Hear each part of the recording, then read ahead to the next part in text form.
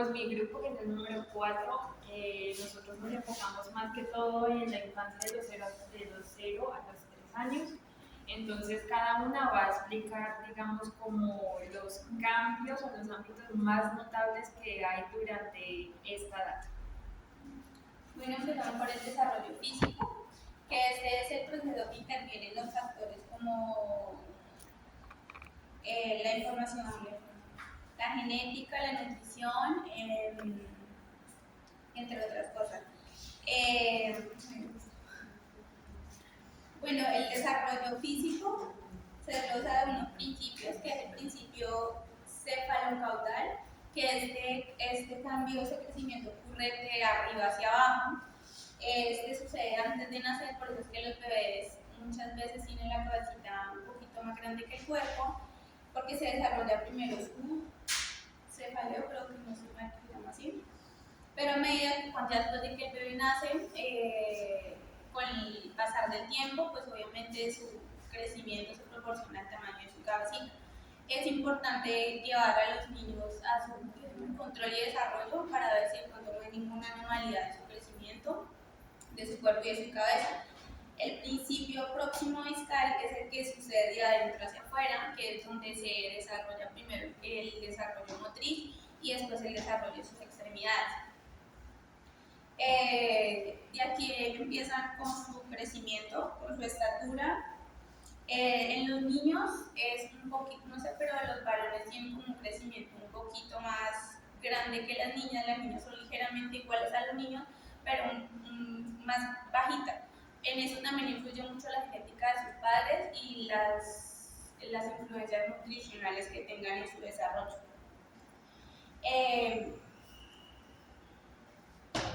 También después de los 5 meses los niños empiezan a duplicar su peso. En su primer año pues se triplica su peso y así sucesivamente hasta llegar a sus 3 años y llegar a un peso de 15 kilogramos más o menos a los 3 años. También desde sus 4 meses empiezan a identificar, a salirse sus dientecitos, eso fue de los 4 a los 9 meses, y ya a sus 3 años ya recubre toda su boca con sus 20 dientecitos. Bueno, el ámbito cognitivo, pues yo me basé más o menos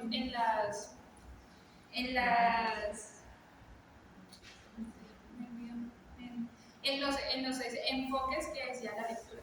El primer enfoque es el conductista, que son los mecanismos básicos del aprendizaje. En ese encontramos el condicionamiento clásico y el operante. Ya como hemos leído antes, el clásico es lo que da respuesta a lo que se aprende involuntariamente. Y el operante es lo que da a lo medioambiental. Esto tenemos también el enfoque psicométrico, pruebas del desarrollo e inteligencia, que esta va a la evaluación de efecto del primer entorno, que es la familia. Ahí entra la estimulación de la familia. En ese también encontramos la escala Home, que es la que evalúa y la que observa la estimulación de los padres hacia los hijos. Como tercer enfoque tenemos el piagetiano, que es la etapa sensoromotriz, que pues esa tiene 6 subetapas, que las 5 primeras subetapas son las que dan respuesta a las actividades de pues, los bebés. Las primeras actividades son las que se empiezan a ver en las 5 primeras subetapas, y en la sexta subetapa ya no pasan al aprendizaje, sino al desarrollo y a cometer sus primeros errores sus errores simbólicos del desarrollo. Pues tenemos el reflejo, que es la primera subetapa, que viene de 0 al primer mes, que está las reacciones circulares primarias, que va del primer mes a los 4 meses, las reacciones secundarias, que van del 4.º mes al 8.º mes. Está la coordinación del esquema, que van de los 8 a 12 meses, que ya es la observación. y las reacciones circulares terciarias, que va de los 12 a los 18 meses, y las combinaciones de la memoria, que va de los 18 a los 24 meses. Tenemos el enfoque del procesamiento y la información, que es la mente compara un ordenador para un ordenador hacia la memoria. Pues ahí es donde nace el procesamiento del pensamiento, de los movimientos, de la motricidad, la vista, lo auditivo, ahí el desenfoque. El quinto enfoque son las neurociencias cognitivas, que ahí nace la memoria implícita, que es recordar los esfuerzos, de grandes esfuerzos sin ninguna habilidad. Tenemos la memoria explícita, que es ya la que evidencia la memoria de impacto de conducta muy fuerte. Y tenemos la memoria de trabajo, que es la que es la bodega de información, donde el cerebro procesa y da respuesta a esa información. Y tenemos el último enfoque, que es el contextual social, que ya es el desarrollo del lenguaje, que pues el lenguaje es la comunicación, las palabras y la gramática. Los niños, cuando empiezan en ese enfoque, ya ellos hablan, pero intencionalmente y erróneamente. Ya al nacer, el vocabulario de ellos, pues el llorar, el llanto, del primer al tercer mes son las risas, las burlas. De los 5 a los 6 meses son lo auditivo. De los 6 a los 10 meses ellos empiezan a reconocer la lengua materna y comienzan a la imitación de los sonidos. Y ya a las 36 semanas, que son unas 3 años, ya ellos dicen o empiezan a decir miles de palabras, pero con una incoherencia. Bueno, el desarrollo psicosocial es lo que conocemos, digamos, como las emociones y el temperamento de los niños. Entonces, todos los niños al nacer tienen un desarrollo continuo más o menos similar, pero sus emociones son diferentes. Hay niños que tienen ciertos horarios para comer, como hay otros niños que solamente se la pasan lloren y lloren todo el día o en la noche. Entonces, dice, según la lectura que me correspondió, que el crecimiento cerebral influye mucho en el desarrollo psicosocial de los niños. Hay 4 etapas que son como las más influyentes. Una de ellas se desarrolla a los 3 meses, que son las emociones básicas, que son las que las emociones básicas se inician al mismo tiempo en la corteza cerebral y se vuelve funcional al momento en el que entra en juego las percepciones cognitivas. El segundo sucede a los 9 meses, cuando los lóbulos frontales empiezan a interactuar con el sistema límbico, que es la sede de las percepciones emocionales. El tercer cambio sucede a los 2 años, que es cuando se desarrolla la autoconciencia, y el cuarto cambio sucede a los 3 años, que es cuando los cambios hormonales generan cambios en el sistema nervioso y coinciden con la emergencia de las emociones.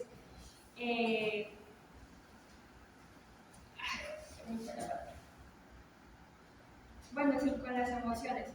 En el temperamento podemos ver que no todos los niños tienen el mismo temperamento. Algunos niños son fáciles, tienen un temperamento fácil, eso quiere decir que reaccionan con facilidad a estímulos o a diferentes ambientes. Digamos, hay niños en los que para ellos es muy fácil quedarse con la niñera o entrar a la guardería y no ponen resistencia a eso, interactúan con facilidad con personas extrañas.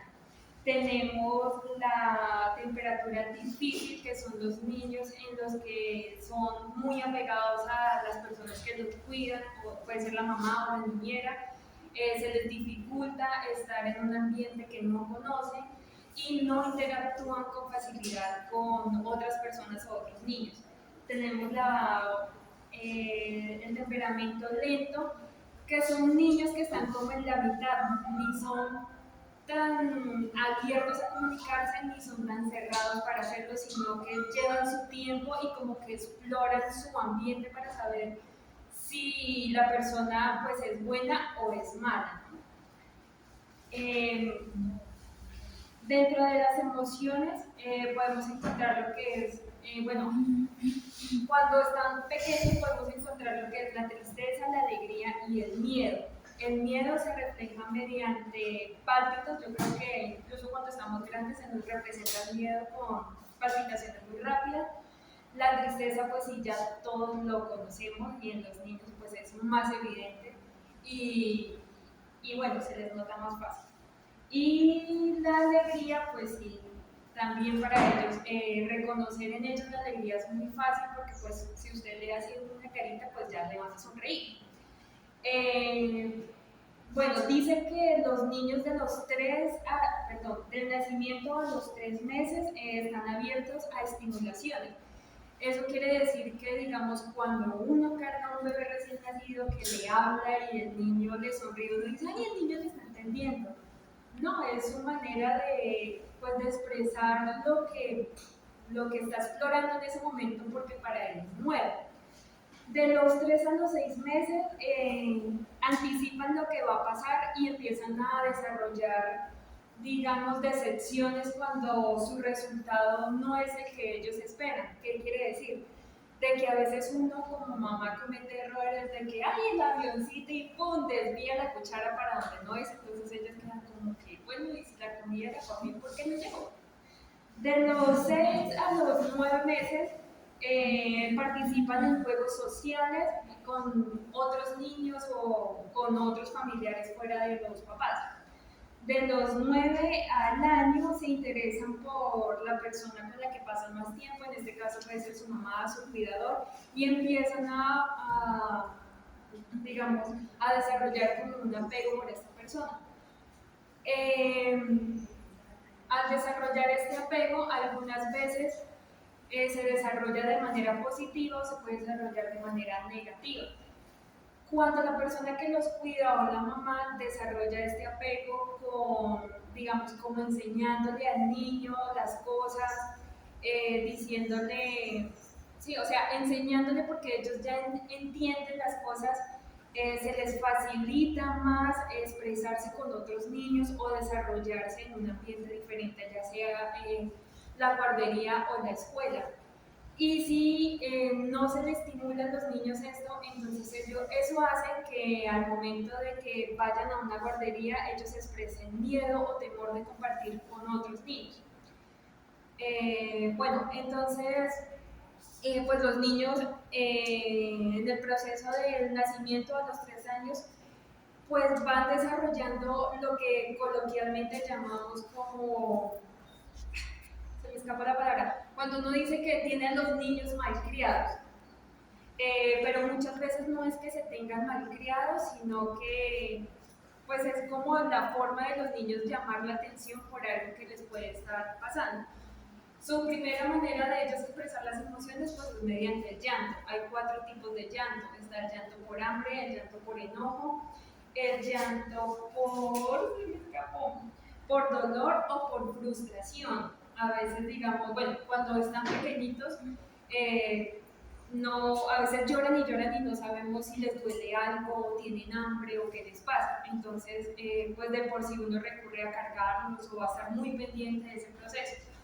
Después del año ya empieza el llanto porque se enojan o por frustración de no poder hacer algo porque tal vez uno no los deja hacer algo. Entonces, digamos, cuando uno reconoce ese tipo de llantos, puede llevar a los niños a que lo desarrollen de buena manera o de mala manera. ¿Qué quiere decir? De buena manera, a que si ellos quieren algo lo pueden pedir, y de mala manera, digamos, a veces uno no les presta atención, entonces ya vienen los berrinches. Eso sería todo. Y pues a modo de conclusión, antes de que nos pregunte,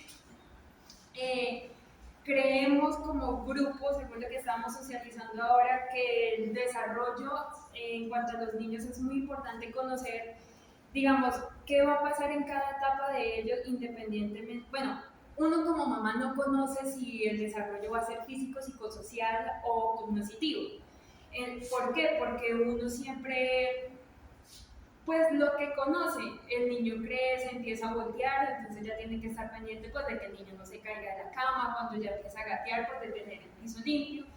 Entonces son, digamos, ya nosotros como futuras profesoras y posibles mamás que pueden ser algunas de ustedes o incluso yo, después de conocer esto ya podemos, digamos, actuar de una manera diferente y darle un cuidado, un trato especial para llevar a que el niño se desarrolle de una manera, pues, adaptable para cuando ya empiece a empezar su tiempo de ir a la escuela o quedarse con una niñera. Eso sería todo. ¿Preguntas?